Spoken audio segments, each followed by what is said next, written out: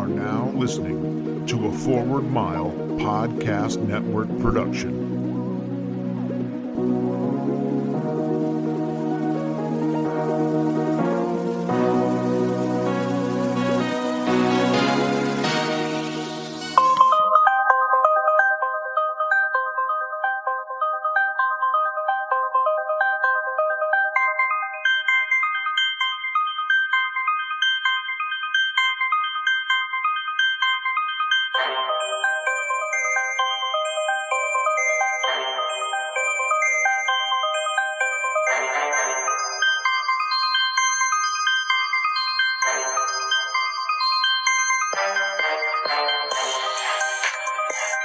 All right, welcome into the next edition of the Vegas Squares podcast. We are finally all in studio. I feel like it's been a long time since that has occurred. Seems like ages. Yeah, I feel like I've been contacting you guys through the phone for the last week and a half or so, but I wouldn't say it's nice to see your faces. It's just nice to actually know that I'm talking to somebody face to face. Didn't we cancel last week because you were too drunk after the Masters? Fuck, this guy. Shut up. Load up your spot! I was drunk. Too drunk may have been. I didn't get as drunk at Schmasters as I thought I would this year. Not a lot of eagles or off the green made shots, so I actually blame the field for my lack of being super intoxicated. There was one hole-in-one, though. Yeah, that was unfortunate. I lost a lot of money on that hole-in-one. And a lot of self-respect. So, anyways, well, we are sitting here in studio. I have Spike on mic 1, Anthony on mic 2, and we have a guest appearance by our friend Patrick here. Patrick, what's going on, brother? Hey, how's it going? Good, man. So, I understand you are a basketball aficionado of sorts. Sure, we can say that. Out of the five of us in the studio, I think you are top notch at that. Oh, yeah, I forgot about the producer. I apologize. The producer's also in studio. Her mic broke, so she is unable to contribute, although you might hear her in the background. Yeah, just the little giggles every once in a while. Yeah. It's not me, it's her. So, anyways, well, it's been an interesting week in sports. There's been some off-the-field issues, some weird off-the-field issues, some political off-the-field issues, and there's been some really good action on a lot of the surfaces. The court playoffs are starting up in the NBA. Playoffs round 1 is in full effect in the NHL. Anthony, I know the last podcast you and I did, or 2 podcasts ago, we previewed. How are we looking in some of those right now? I know the one we dissented on, you're looking real good at. Yeah, the one where I took the charts is looking really good. Yeah. And most of the other ones, except for Washington, is looking pretty good. Yeah, I think the Ducks have done everything but play hockey in this series so far. Hey, they showed up to play-ish, something like that. But Okay, you're right. I apologize. Pre the show, you were talking about his opinions being terrible, so I have to. You're right on that one. Thank you. My apologies about that. I'm glad I'm finally being recognized for my genius. Whoa, pump the brakes a little bit. So, Patrick, since the combined 3 of us that I'm looking at, Spike, Anthony, and myself, have talked maybe 4 seconds on air about basketball, why don't you give us a little preview on what you're expecting and what you're excited about with the NBA? Well, it's only one game so far in all the series. Mostly, it's looking pretty chalk, pretty favorite heavy. The only surprise so far is that the Cavaliers got absolutely destroyed by the Pacers today. Yeah, I saw they got beat by almost 20 points. Yeah, it was real bad. Every year the Cavs are worse defensively, and people say they're too bad defensively to compete. And then they turn around and make the finals and lose to the Warriors. But this year may be the year that they're actually too bad to compete defensively in the playoffs, because the Pacers are not a great offensive team, and they wrecked them today. Now, you're looking at 3 skeptical sports bettors right here. Part of me thinks a situation in Game 1, and correct me if I'm wrong, with Cleveland getting destroyed, it seemed to be a great day for the sports books to just chum the waters with Cleveland at what were they, -6 or 7, I think is what it was. Yeah. And then to just get absolutely annihilated, not even covering teasers or at any point like that. To me, it just seems like the books are just laying back smoking a cigar tonight. Yes, indeed. No, that definitely the square the square money was on Warriors and Cavs, as it always is. So they made some good money on the Pacers today. Speaking of square money on the Warriors, I actually did bet the Warriors yesterday I laid the 8 points. So kudos to me on that one because I believe they won by almost 20 in that spot. Yeah, So. and we're never even threatening. Come on, don't shake your head. Give me some props here. I mean, I freak. I congratulate you, but the NBA is so rigged, so I don't know. I didn't say it wasn't. You know my opinion on the NBA. Oh, yeah. I don't care if they're rigged. I don't care if all these sports are rigged. It's just figuring out what the right side of the rigging is. Right. That's fair. Actually, that's one thing that we should talk about, not today, but you can bet on the WWE now in some sports books, even though the crib in sheets Vegas are released. Yeah. Yes, you can. Really? We need to get in on that. Yeah, I just heard about this. Somebody was talking about it the other day, and I was like, how... I mean, this is... If you know the results ahead of time, how are you not just making a living off of this? Well, if you work for the WWE, how are you not just firing off sports bets? Well, the other part, I mean, it gets leaked. It's on Reddit every week or however often. Is it really? Things are. Yeah. So why are you not giving us this stuff? I just found out about it. If I had known, I would have been in on it. Don't you worry. Well, I'm not sure get us some inside information, dude. Right. We need to start hitting some bets. As soon as I figure out... Today I did not do so well on Twitter. I don't know if you looked. I did not do so great I didn't. with the Golden Knights coming back tonight. I ended up I had the Kings. I'm happy that the Golden Knights won. Yeah. However, it does not bode well for my betting. Both made a little money off of that in game. And considering not only in game, but I actually took the Knights plus 125 before the puck even dropped. So Yeah. I had it. well, considering half of my card today was postponed due to inclement weather, it was hard to make a buck today. So. So let's stay in the topic of basketball. We're actually going to have some extended basketball talk here. I know that it's frightening to all of you.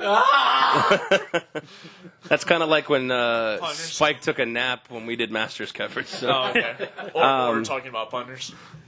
Now, Patrick, do you just believe that the Warriors and the Cavs are on a crash course, or it sounds kind of like you're not a believer in the four-peat at this point? No, I mean the Cavs would be. It's tough because they have less competition. The East is not good, but on the other hand, if they're really this bad defensively, if Victor Oladipo can look like a all-world player against them, then I could see somebody else coming out of the East. In the West, the question is whether or not Houston is for real. We haven't seen a playoffs with Chris Paul and James Harden together. Right. They've looked amazing during the regular season.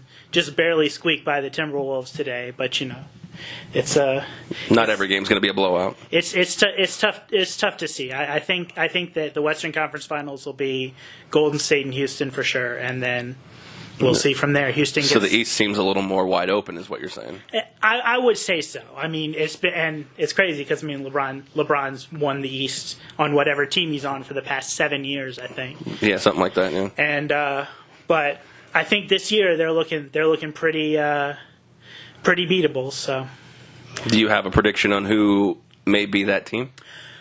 If I was going by early playoff results, I'd be looking at Philadelphia, who just demolished Miami and are without their best player, and are still just putting up huge numbers. And when Embiid comes back, if he can stay healthy, which is always a huge if, but yeah, for that guy, yeah, Mr. Glass, he's made of glass. But man, when he plays, he's amazing, and that team could make some noise if they are healthy at the right spot. Yeah, they got a couple of ballers over there, especially with Simmons. The 6'10" point guard's got to be pretty tough to defend. Speaking of ballers, though, this is kind of a topic that I came across the wire. Big baller brand. I mean, we all know this goofball. He's actually courting a new client, a non-ball, to join his. What do you call it? An agency, a brand? I mean, whatever you would. It's a lifestyle experience. Oh, okay. See, oh, Patrick is paying dividends immediately. Well, he can have my seat. Though. Yeah. I'm glad you read through the lines. No, I mean, I don't know what Crawford's representation at this point is now, but I mean, to me, I don't know. From the outsider's perspective, I guess it's all about the dollar signs at the end of the day. And if the check's cash, who cares who you represent or represents you? Correct? It's true. Plus, he's on Well, he never has had much of a career. His absolute apex of basketball relevancy was before he was ever in the NBA, when he dunked on LeBron one time so hard that Nike tried to get the video to it. The video taken away. I remember that. Yeah, that was Jordan Crawford, but yeah, he's been a real non-factor in the NBA, and probably just wanted to get his name in the news a few times. 6 years in the league, 5 teams. That's not good. And you're averaging 6.6 points. So, I mean, LeVar and co. are kind of starting small with Jordan Crawford, I guess, at this point. Is this a legitimate situation here that the big baller brand could actually be, become more stapled into the NBA?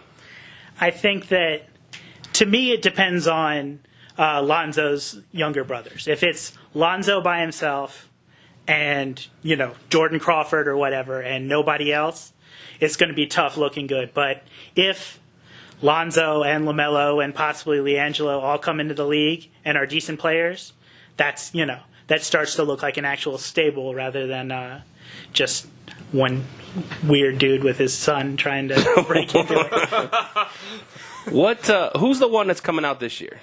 It is LiAngelo. He is the least likely of the three to ever do anything. I doubt he even gets drafted. He's the one that got busted shoplifting, right? Yes, that's correct. Okay, so he's coming out because him and the little one are in Lithuania.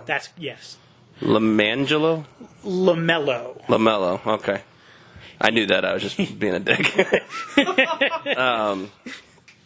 So, if you're Jordan Crawford at this point, you're just looking at dollars and cents at this point. I think, or just purely just get your name in the paper. Just like, I imagine a lot of people who even follow the NBA were like, oh yeah, I forgot all about that Jordan Crawford even exists. I hadn't thought of the man's name in like 3 years. So yeah, because actually when I first saw it come down the wire, I mean, when I followed basketball a little bit back in the day, I thought it was former Sixth Man of the Year Jamal Crawford. And I'm like, wow, that's kind of a decent get. And then I started reading, I'm like, because I was like, because I didn't know his first name. I was like, Jordan Crawford, that's the guy who was Sixth Man of the Year. Right. And I didn't know his name was Jamal. And I'm like, that's not the same guy. So I actually was like pretty impressed with LeVar Ball. Yeah, Jamal. And then I realized, I'm significantly less impressed at this point. So, Spike, if you were an NBA player, would you sign with Big Baller Brand? I mean, I think the lifespan of a professional athlete is so short that they have to maximize the dollars that they're able to get. So I think you just take whatever company offers you the most money. And, I kind of hate saying that because it feels dirty to just be like the hired gun to go out there and only care about the money. But at some from point, this standpoint, yes. I mean, from this standpoint, player contracts are a little different. Right. But I mean, for this kind of thing, yeah, it's just, I don't, if they're offering you enough money that you feel comfortable with it, I don't see how you turn it down. I mean, considering he signed with the Pelicans on April 5th and has played 5 games, averaging 6.6 points and 2.6 assists, I think you're absolutely right. He's got to get whatever money he can. Exactly. And probably what's going to be a short lifespan in the NBA. Right. He needs the backup funds because, it's not even just about how you can survive while you're in the NBA. It's the 40-plus years that you'll be alive after you retire. And right. He's got to make that money. Well, of course. I mean, you look at it. I mean, probably when his career is done, he's going to be no older than me at this point. So it's, he's got a long way ahead of him, or at least I'd like to think I've got a long way ahead of me.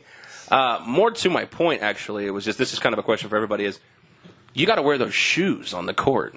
Those things are ugly.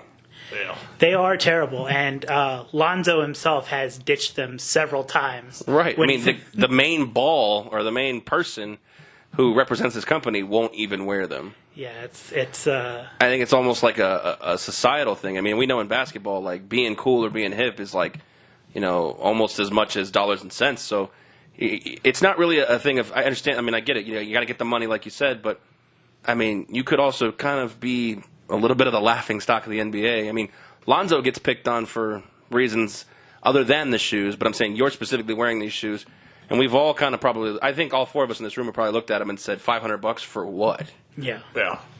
So it's like the hat and Caddyshack. If you buy a hat like that, you get a free bowl of soup. I guess. All right, I will say I haven't actually looked at these shoes yet, so I'm going You've never looked at Big Baller Brand I'm shoes? going to Google them now. I just did. I haven't actually looked at the image, so we're Okay. going to get my live reaction to this. Okay. Oh, what the fuck? No, That's all right. That was my reaction, I too. wasn't even trying to be cute about it. It's just, that's... What are they going for now? They're still going for like $400 or $500? I remember the flip-flops were going for like $200-$300. Who pays $300 for flip-flops? Am I reading something wrong here? Oh, that's an eBay listing. All right. There's an... I have to bring this up because this can't be serious. Okay. Big Baller Brand shoes with a Lonzo Ball autograph and a certification number, size 11, currently on eBay for $15,000. Plus $250 shipping. I just got a landscaping quote for my backyard that is half of that. Yep. Well, for double that, you could put Big Baller Brand sneakers in your backyard. They can be pots for trees. I think the HOA would have a problem with that. Well, maybe LeVar can come and pay your fines. Anyways, so I don't know. The question is my main thing is this a sustainable brand or agency? I mean, it's been around for a year now. Lonzo's been in the league for a year, but I mean, this pretty much goes as Lonzo goes, correct? Right. So, and from what I hear and what I read, because I mean, I keep touch with the NBA on the outside looking in as a far bystander, but he's not half bad. His progression from this year, He's pretty decent. He does some things very well. He is a decent defender, a good rebounder. He's a terrible shooter, and that's a problem when you're a point guard. yeah, I would say so. Like, he's a good passer, but he's also really slow. So he's not really as good on the fast break, which is, the main thing a point guard also needs to do. So it's a very odd set of skills, and no one's quite sure how he fits in the NBA and whether or not people will be able to take advantage of his weaknesses. He's been better than I expected this year, and we'll see how he progresses. But it's interesting. He certainly doesn't project to be a top-tier player in the NBA to the point Not an where- all-time guy, right? No. But I tell you what, if I remember correctly, I do believe that they're courting LeBron and Paul George this year. So you pair LeBron and Paul George and Lonzo Ball, he might not be half bad at that point, right? This is an entirely different topic, but for LeBron to go west would be absolutely insane to me. He gets to walk to the finals every year. He could go join any Eastern Conference team, and they'd instantly be the favorite to make the finals. Sure. So why would you go to the West and Make it hard on yourself. have to face the Warriors in the second round, or the Spurs, or the Rockets? It's just the talent concentration is so much more out west. I don't understand why he would do that to himself, especially for a team that is not really ready in the Lakers. Yeah, speaking of doing it to himself, I see Spike shaking in the corner. Too much basketball. So, Spike, I'll ask you this. Another one of your favorite sports, college football. Oh, for fuck's sake. Have you guys seen the alterations to the kickoff rules in college football? And if so, what are your thoughts initially just on the surface? So Has anybody read that yet?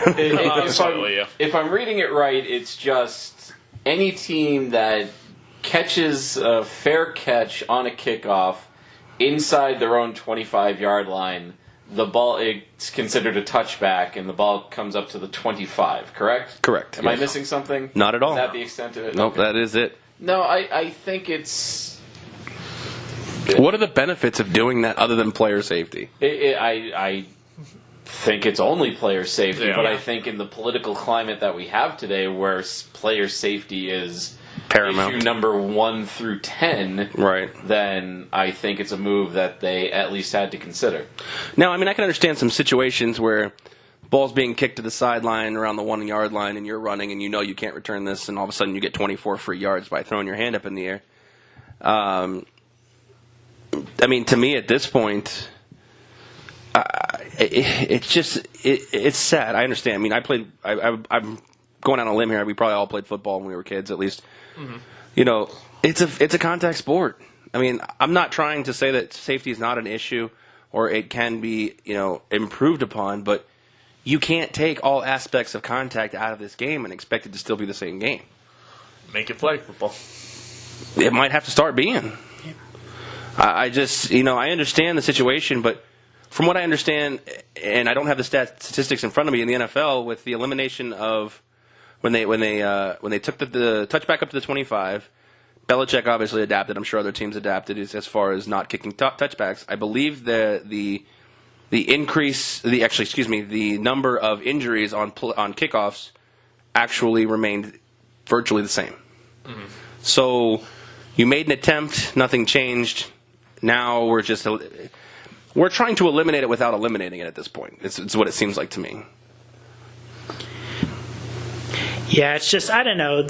I've seen arguments as to basically that there's very little chance for excitement with a kickoff, that basically any great return you've ever thought of was actually a punt return, and that very few kickoff returns, that the risk to reward ratio isn't there.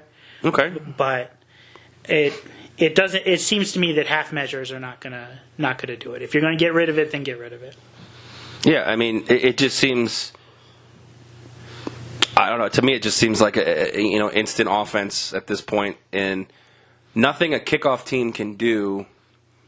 There's nothing a kickoff team can do to gain an advantage other than lining up an onside kick. And from what I see, they're actually attempting to converse about eliminating that as well. Yeah.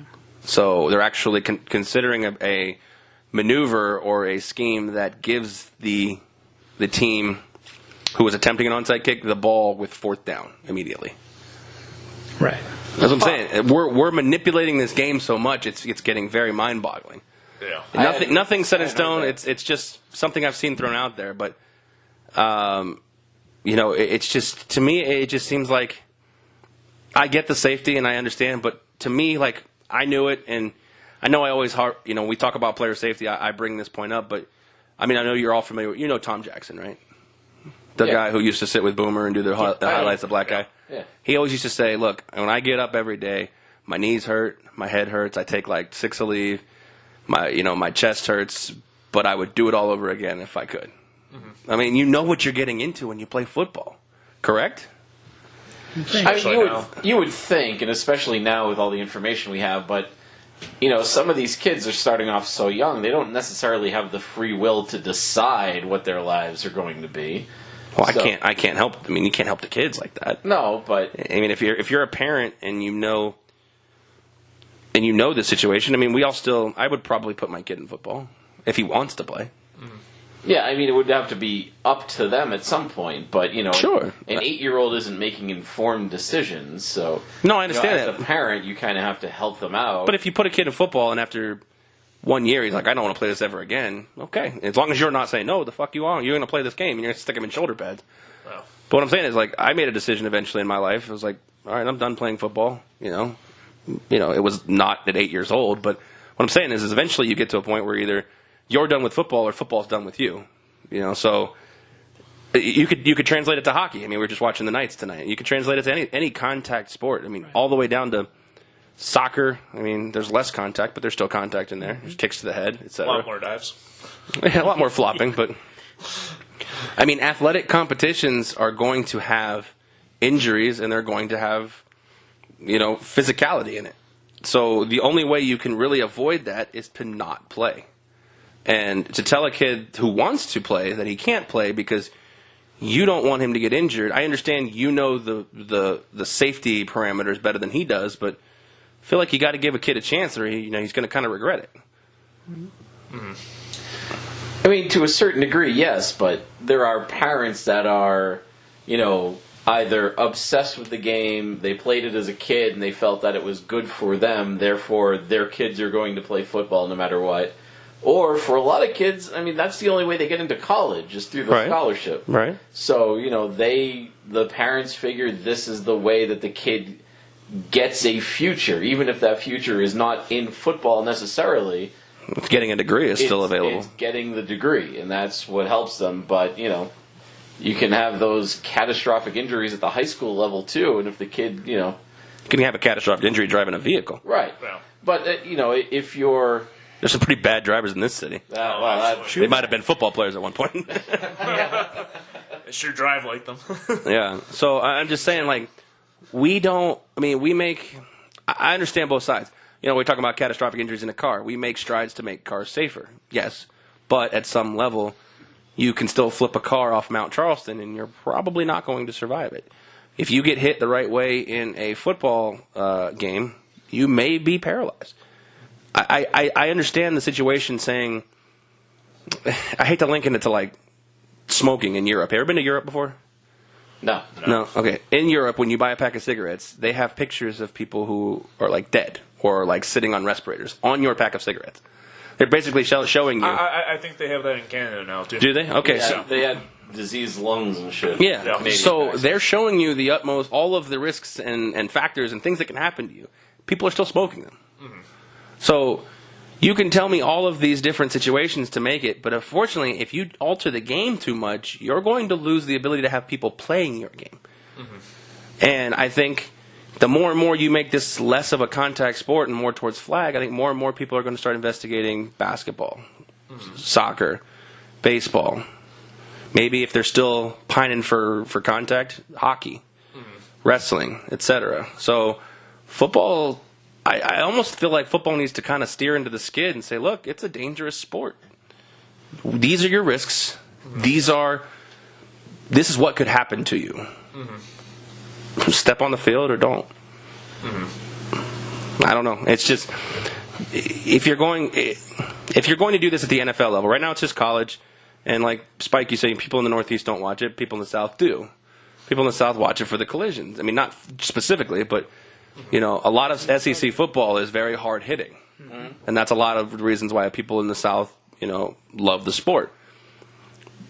But if you start, you know, kind of tweaking it that much, you know, I'm not saying that it may die in the South, but it may die in more regions of America, you know, based on altering the rules and manipulating the way that the game is played. It almost doesn't become football anymore at that point. Well, the football that we know. Right. I could see it going where boxing went, where it gets a little too much, and it ends up being a more niche, you know, sport rather than a widespread thing like it is today. But, you know, and it's true. And if you talk to somebody who doesn't really actually investigate these things, a lot of people just think, oh, football's just always going to be here. I don't know if I am 100% agreeing with that. Nope. No. I don't know if that's 10 years. I don't know if that's 20 or 50. But I'm not sure at the rate that they're attempting to manipulate it for safety that the game we know of football will always be here. You never know when you're, you know, it's 1950 and you think baseball is the most popular sport by a factor of 10. And it was at that time. Yeah. And then all of, you know, now it's not even number one, and that number one spot is never safe. No one on top will be there forever. So yeah. You gotta hold on to it, and I don't know if they're doing an effective job there. Yeah, well, maybe that's why your boy's doing performance-enhancing drugs to stay relevant. Have you tweeted him, by the way, lately? Not recently. I know Desiree's been taking over the bothering him on our behalf more recently. But. Did you guys see this? I just saw this post today, yeah. Mark Sanchez, our boy, Vegas Square's #1 fan, Mark Sanchez, was suspended 4 games for violating the performance-enhancing drug policies. Wow. Now, 4 games, but he's technically a free agent. Right, so if he gets signed... So if he gets signed, he already has to miss 4 games. He's not stepping on the field no matter what team he signs with. So... But the question is does this 4-game suspension effectively end his career? Because he's already not getting on the field as probably a third guy. And now they're like, well, do I take the third? Do I sign a third guy who can get on the field immediately in an extreme situation, or do I sign a guy who can get on the field in November?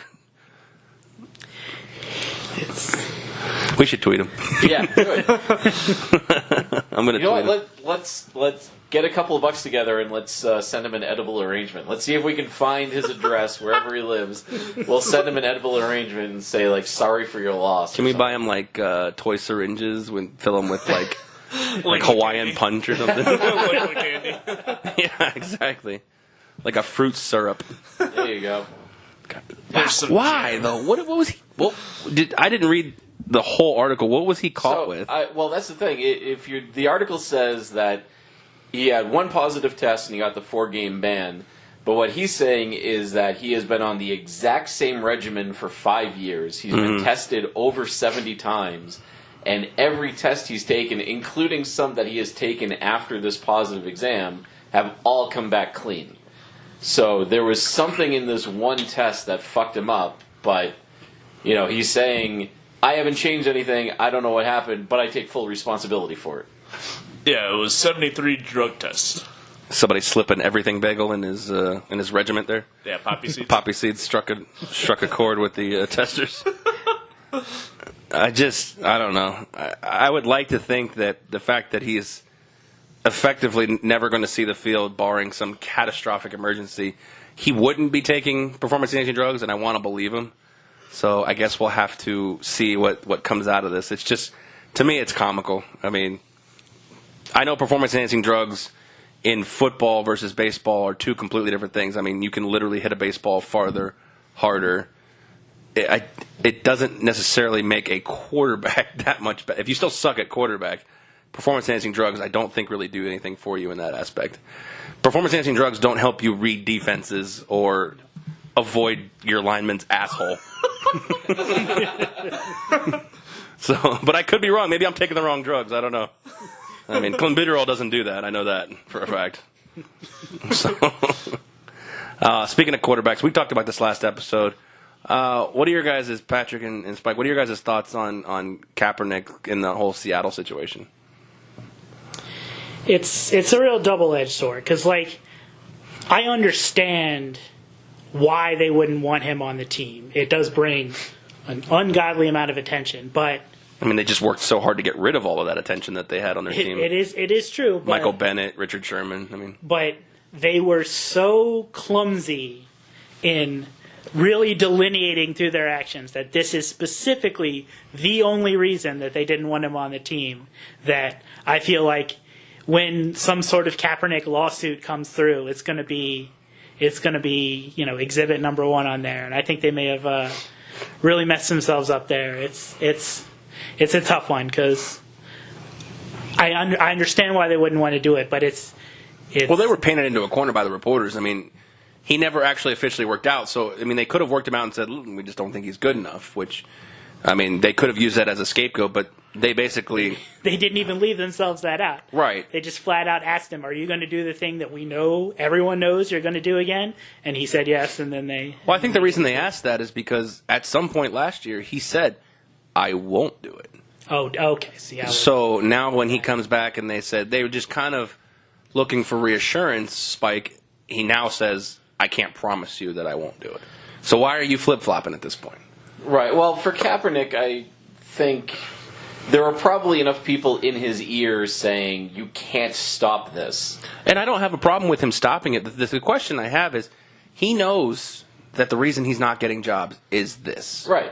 But there are other methods and avenues that he can still take his message and his activism that he's actually doing. I mean, you've seen it. He's helping out with, in youth centers. He's delivering his messages. He was helping out. I forget which country it was. He took supplies. I believe it was Puerto Rico when the hurricane happened. Sounds right. He's still portraying a positive message. Look, like we talked about, the country's so divided politically. Somebody does something, it's going to piss off half the country. Of course. Oh, yeah. No matter who you are. So this situation specifically, basically the NFL has told you, let's cut the shit. Let's stop doing it.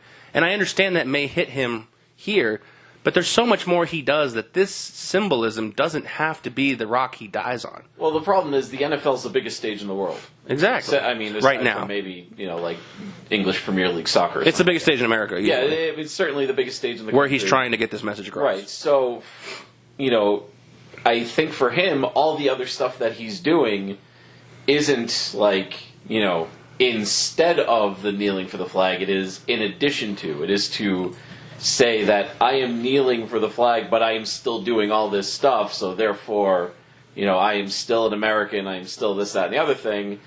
He's just going to kneel, and I think the other side of it, too, is that so many people don't see this as, just a disrespecting the flag thing. They see it as a race thing. I understand that.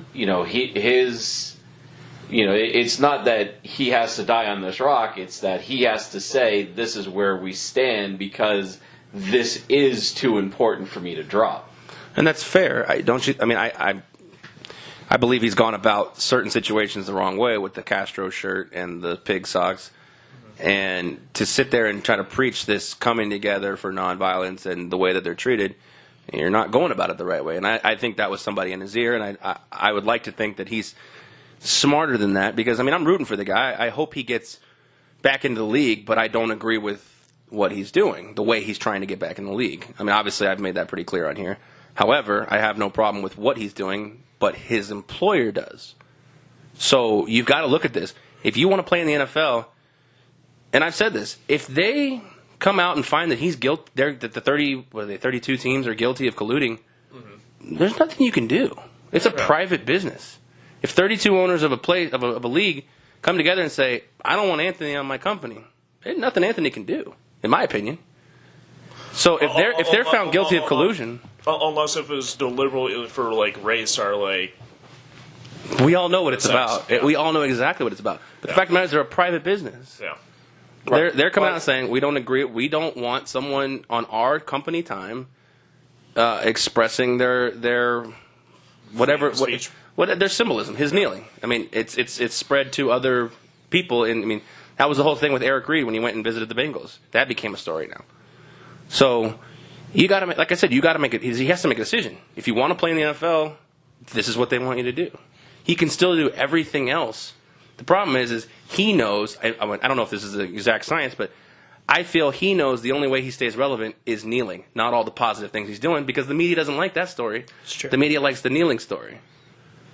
Yeah, it's a real rock and hard place because if he quits kneeling, a certain percentage of people who are backing him now will consider him a traitor of some sort. I understand and that. a sellout. I get that. And even despite But he's not a the fact sellout that if he keeps doing what he does such positive things that will never get media coverage. And that's unfortunate. It's not good. It's not good.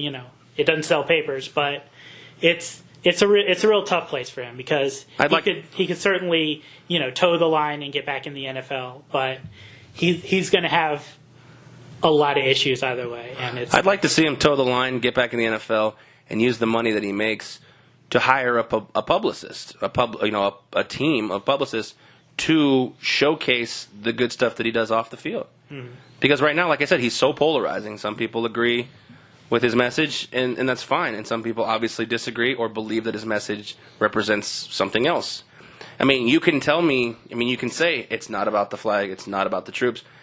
It doesn't matter. It's what they perceive. Mm-hmm. Perception is reality. If half the country believes you're disrespecting XYZ, you can't change their mind if you just say, it's not about that.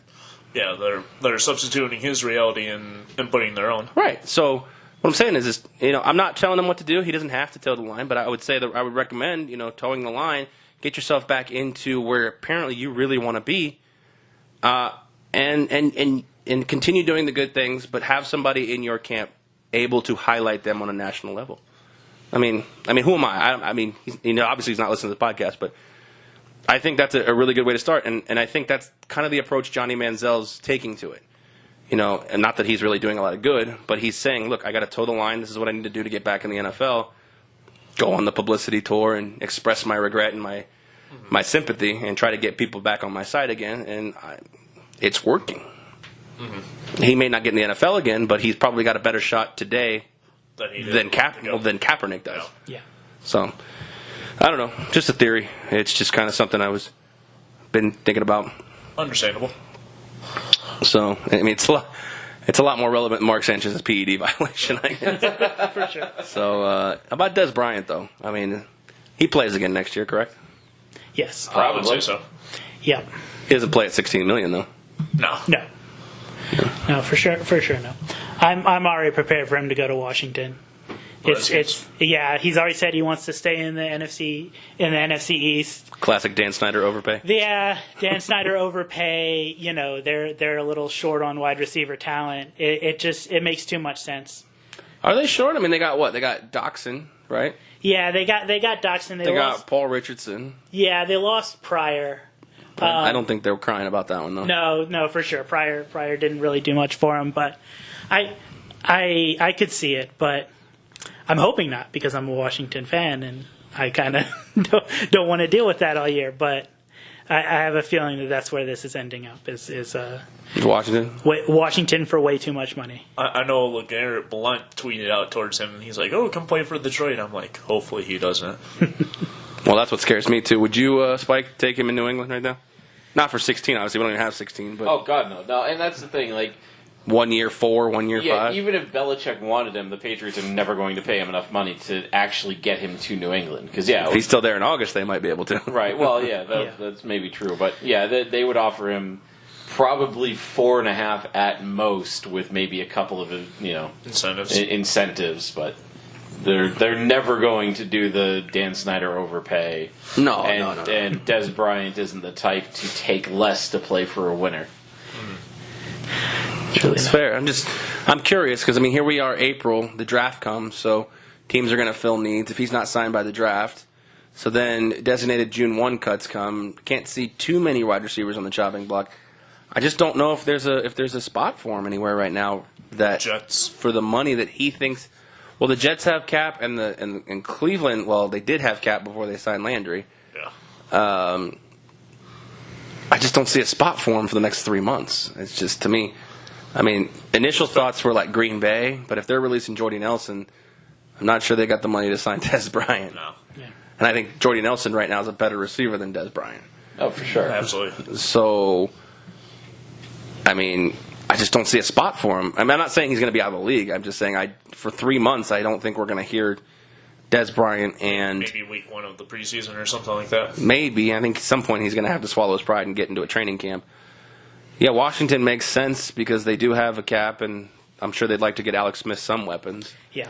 At that point, so it's just, I don't know. To me, it's an interesting situation where initially off the bat, the only place that makes sense now, before you said anything, was not a lot of places, but maybe Washington, maybe Miami at this point. That's it. Yeah. Over the hill Cowboys star Dan Snyder. It's meant to be. Match made in match made in the Patrick's stars. hell. Absolutely, it's Deion Sanders version 2.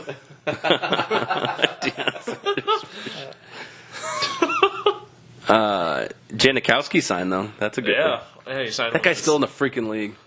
I think that guy was in college when my dad was in college. Well, he's 40 now.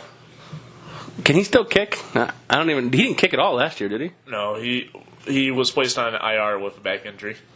Do you remember Sebastian Janikowski when he dropped pills in a girl's drink? Do you remember that 20 years ago? Wow. When he was at Florida State. Wow. What? Yeah, he got arrested at Florida State for dropping date rape drug into a girl's drink. Yeah, that was GHB or whatever. 98 or something like that. Something like that. Yeah. So many of these guys. He was the first overall pick he was a 17th overall pick of the 2000 draft. Yeah, I remember that. I remember he was a first-round pick. I couldn't believe it, a kicker. So, Roberto Aguayo is the biggest bust because Janikowski's not, right? So, Right. as a second-round pick who couldn't hold a job for even 18 months. Apparently he will have to compete with Jason Myers, whoever the fuck that is. So, yeah, they did cut Blair Walsh. I wasn't sure if they cut Blair Walsh yet. Blair Walsh experience. Yeah. He's been relatively out of the media in his career. As far as not date raping chicks anymore. But Yeah. So, Spike, are you happy that he's there? I couldn't give a shit less. I hate the Seahawks, so.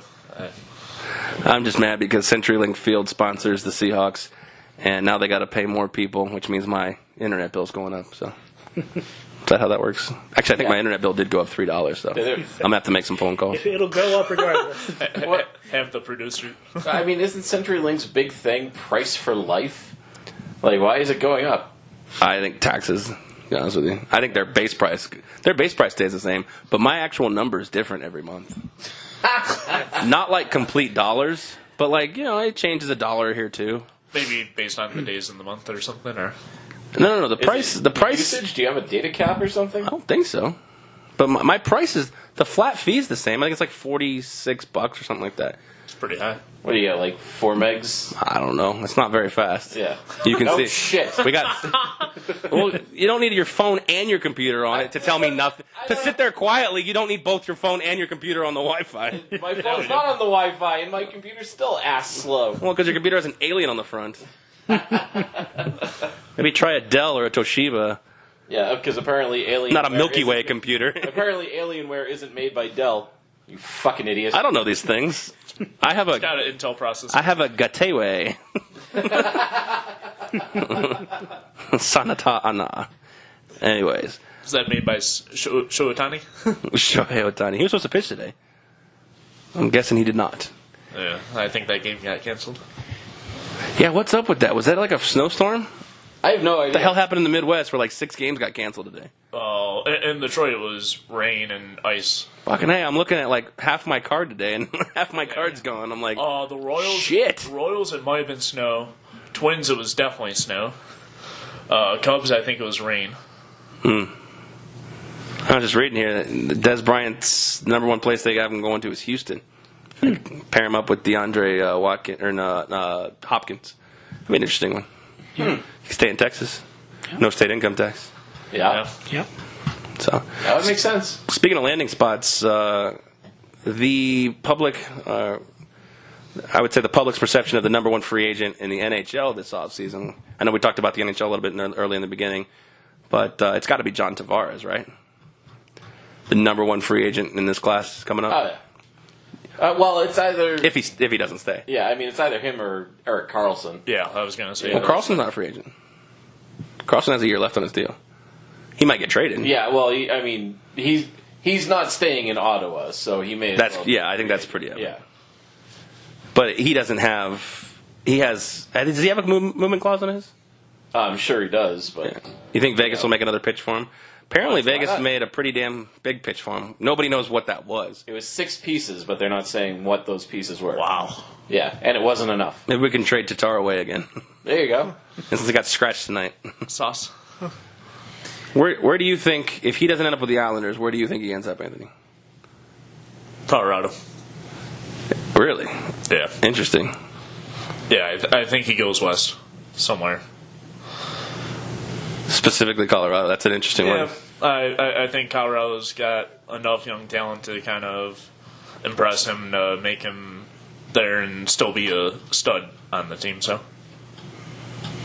That's fair. I thought you were going to say the Red Wings just because you were pining for him to come. Because your team sucks. I wouldn't mind him going on the Red Wings. I kind of would like to see Zetterberg go after this year. I think he's He's how old, like wall. 40? He's, I think, 42. Jesus. Holy fuck. Where's he going to end up, Spike, if he doesn't stay in Long Island? I think Vancouver, to me, makes the most sense, especially after they lose the Sedins. They have a bunch of young talent. They need help at goal, but they can get that in some way, shape, or form, either through free agency or the draft. Yeah, Markstrom's so bad. Yeah, he really is. And I remember they cut Ryan Miller because they were like, Markstrom is the goalie of the future. Markstrom's the future. And, God, he is so bad. Yeah. No, that's not a good look for them. But no, with the Sedins gone, they have the money. They have Besser. They have, you can even say Leipzig. Bo Horvat. They have Bo Horvat. So, That could be three and a half really good players. they got talent. They've got cap space. They've got a great place for Tavares to live. That to me makes the most sense. The other one that I could see, the team that's going to throw probably the most money at him will be Montreal, because God knows they need help at Everything. fucking position except goal, and even Carey Price is. Even Carey Price could probably be upgraded. With the right. He's getting older. He might be on that chopping block at the end of the season. Well, they haven't had Pacioretty's a winger. They haven't had a really good center since Scott Gomez. Something like that, yeah. Damn. Yeah. See, like I said, I think he ends up in New York, staying in New York, but I think he ends up on Broadway. Interesting. Okay. I think he likes the area, but I think he is a dominant enough player who gets very little coverage in the Sidney Crosby, Alex Ovechkin media landscape. Right. And where's better to go than New York? He's not going to Pittsburgh. He's not going to Washington. But where's better to go than New York City at this point? Canada. I mean, literally any media market in Canada for the NHL is going to be bigger than anything they put up in New York or Pittsburgh. Or Yes, but I think it's going to be more. I think it's going to be more vicious. Yeah. If he doesn't perform, I think it's more vicious. I think True. New York New York right. hockey media is tough, but they're not Canada tough. Yeah, no, the New York. If he goes to Montreal, he could get torn to shreds for a 25-goal season. Yeah, no, you're right about that. But I think he's been wasted for the Islanders, or he's been wasting his time on the Islanders for as long as he's been there. So Yeah, I think he's like 29 at this, or 27. 27. Yeah, 27. Yeah, 27. So he's just now coming into basically his prime. Right, so he needs to go to a place that has the pieces to win.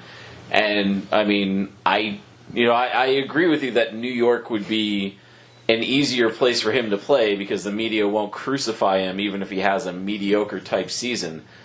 But I think that neither the Islanders nor the Rangers can make a push with even making minor tweaks to their rosters. I think both need major overhauls, and I'm including King Henrik. Well, that was my thing. They're going to need a face when the King leaves. Yeah, he's got to go. He's not what he used to be. Yeah, he's not good. Okay, well, how about good for me because I hate buying jerseys of anybody that plays for a New York team, but as soon as Lundqvist retires, then I can feel okay about buying a Rangers jersey. Just buy a Swedish national team Lundqvist jersey. No, but I need to collect everybody in the NHL except for Montreal because I'll just get like a diaper and a rattle for them.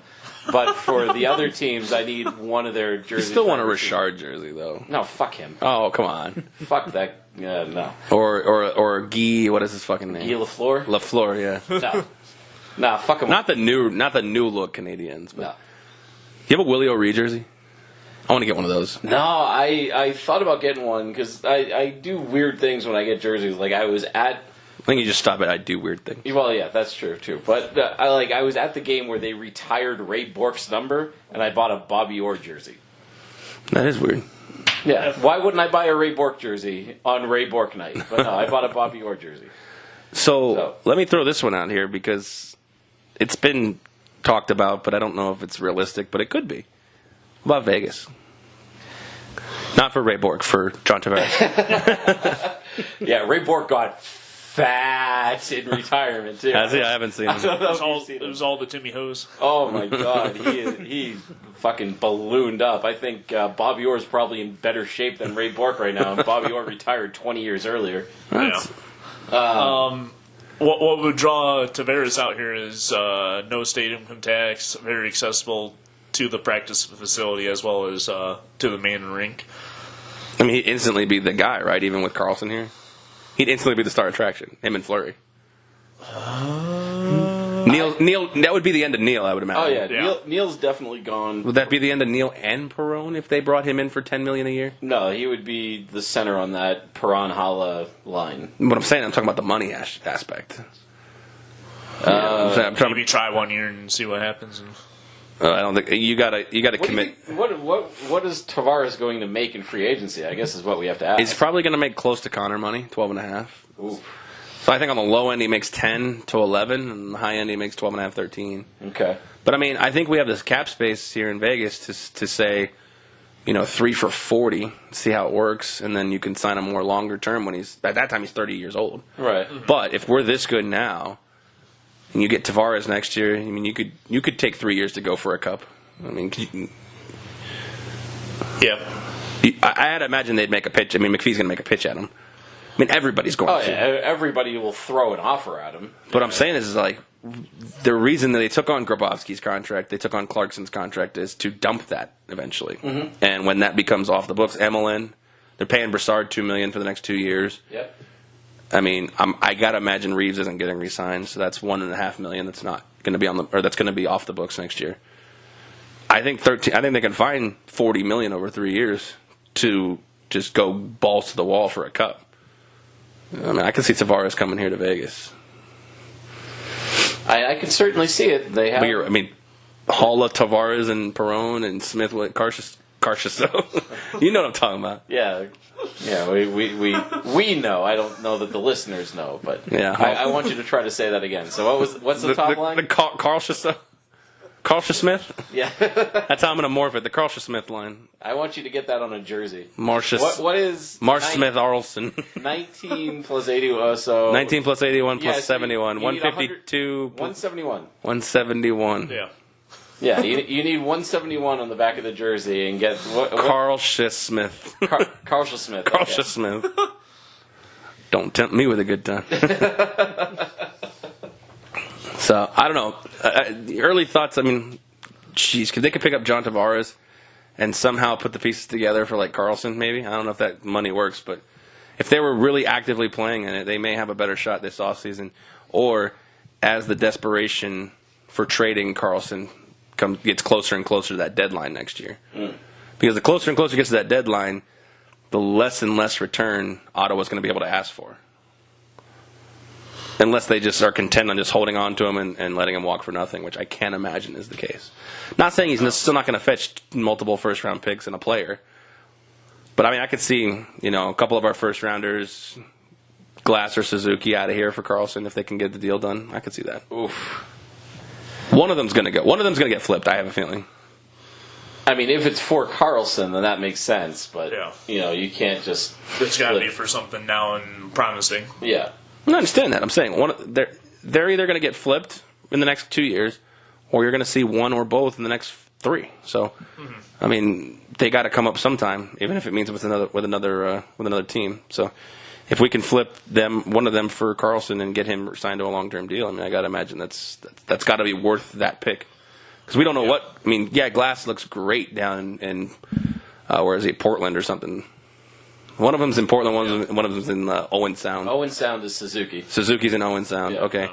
So I'm saying Suzuki, we can't touch Suzuki. He's too fucking good. He's our Patrice Bergeron. He's a guy that you can, as soon as he gets up, you make him an alternate captain, you keep him in the roster for, 10 to 15 years. He's the guy. Speaking of keeping him on the roster, I feel like Hika should be in this lineup somewhere. Really? Right now? I don't know. I liked his tenacity. Yeah, I mean, he was. I guess if Tatar can't crack it, Hika's going to have a tough time cracking it. Yeah, so. exactly. That's sort of the point. That third line is desperate for scoring, and they can't find it except for Cody Eakin, apparently. Yeah. It's because gingers have no souls. Speaking of, this would all be great topics for a Fortress Files podcast if another one ever came out. So. Oh, yeah. Yeah. Who the fuck is that? When is that happening? by the way? Yeah, your guess is as good as mine. All right. So, anyways, we'll wrap it up there since everybody's already turned their dials all the way off at this point. So, I appreciate everyone being in studio. I mean, the check's cleared this week, so I guess that's why you all showed up. So, Oh, okay, fair enough. any parting? Well, you got the electricity back on too, so. That is true. Yeah.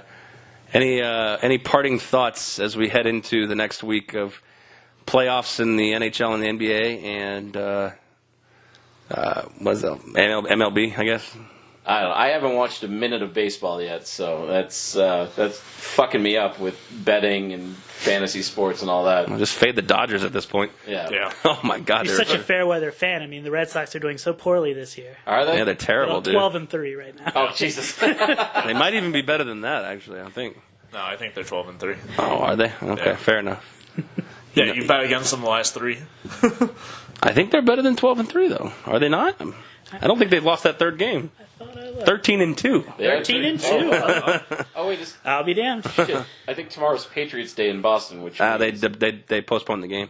Oh, did they? Yeah. Okay. It's supposed to rain, so they just postponed the game. I get you. All right. But you're right, it is Patriots Day in Boston. Yeah. So That was nice. I always got that day off.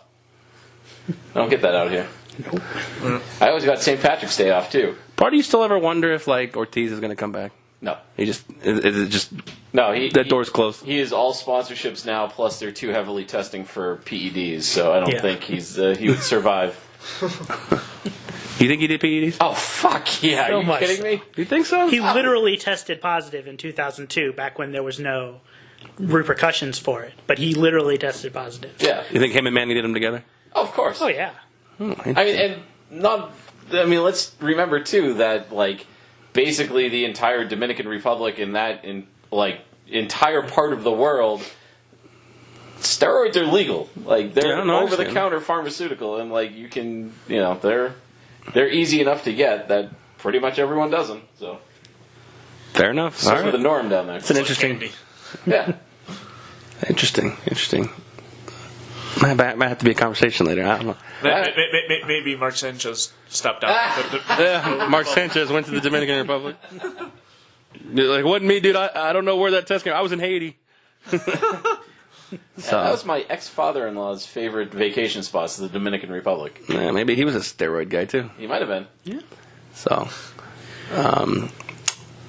speaking of, actually, before we wrap up, the charity event went well. Yeah, decent turnout. Yeah, so we want to thank Chai Poker. Oh, fuck. Oh, where's my... We want to thank Chai 20 Poker. Oh, fuck. Oh. I owe you the $20 last longer. Yeah, we had a last longer. We tried to talk to you, and then We tried to get you in on it, and you fucking ignored him when he was talking about it. When? when you were sitting down. When you were sitting down, we both tried to flag you over. You acknowledged him, and then just kind I of... didn't even know you were there. I didn't even know you were there until the break, dude. Wow. Or like, good talk, Aaron. Seriously? Yeah. And then we saw the chips, how many chips he had during the break. Yeah, you guys got lucky because Yeah, no shit. I don't know if Especially since you fucking took it down. not to toot my own horn, but I won the whole damn thing. And you cost yourself $40 extra between our last longer bet. Yeah. Gosh darn it! Yeah. Really? Yeah. I had no idea. Yeah. I didn't even know you were even there until the break. I think I said that. And we had double or nothing if one of us knocked each other out, too. So. Oh, that's funny. Yeah, Damn. Patrick and I used to do that quite a bit in It's tournaments. true. It's true. How funny is And that? I gave him a few opportunities, but he had bullshit. Well, you're welcome, gentlemen. I saved you each $20. Yeah. Well, I wait, lost. who lasted longer of you two? Okay, I saved you $20. Yeah, I bluffed off half my stack, then lost the rest Ace King against Ace Jack because I knew a Jack was coming. Oh, yeah. So. Yeah. That brought What me are you down gonna do? to like Think happy 500. thoughts, Spike. Yeah. But no, Think college football punters. that was a great event. We got to do the next one too. Yeah, we want to thank Absolutely. Chai Poker, one of our main sponsors, who actually was the host of the event, said that he'll be having more, or their organization will be having more in the future. So obviously we are happy to be a part of that. We want to thank the South Point Hotel and Casino Poker Room and the entire resort. Put on a good show over there. We all appreciate it. And looking forward to be a part of more. And I guess I'll do the last longer next time, I promise. So I'll be out. I'll be out first. I'll be out first overall in that tournament, not the tournament I freaking win. Are you going to show up on time next time? Yeah, A poker player showing up on time to a I was tournament? doing my Never happened. taxes, and then I went to sleep, and the next thing I knew, it was like 7:45, and I'm like, oh. Oh, that's probably all right when you texted And me, to be too. honest with you, I felt like you all needed me to shower before I came. That's why I was Oh, late. okay. So, Yeah. Fair enough. We appreciate that. yeah, so everyone, you're welcome. It's Yeah. tough playing against poker players that I'm wage sure- biological warfare against you. I'm sure To wear Ben hazmat suit to a I'm tournament. sure Ben appreciated that because he has sat next to you for half the tournament. Yes, he did. So, well, we'd like to thank again Chai Poker for putting on a good tournament and being one of our main sponsors. So again, thank you very much to Ben and the organization over there. Also want to thank our other sponsors that put our ugly voices on the air every week. And that's the Forward Mile Podcast Network. You can catch them at forwardmile.com. Subscribe to their daily fantasy services. And click the Podcast Network tab to listen to us and other premium podcasts. We also want to thank 12 Ounce Sports Radio. You can catch them at 12ouncesportsradio.com. You can catch us every Tuesday night and Saturday morning. Tuesday nights, 8 p.m. Eastern, and Saturday mornings, 11 a.m. Eastern. Also, listen to the other shows. Tell them we sent you, and read the articles. They actually just started an article site, so they're doing big things over there as well. So check out our website, vegassquares.com, if you got here to our podcast from an alternate link. We appreciate you checking out the site. Once again, vegassquares.com. You can check out our articles. You can check out our past podcasts.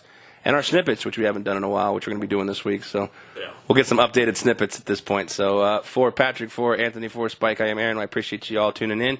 Catch us on the next episode, and have a good night.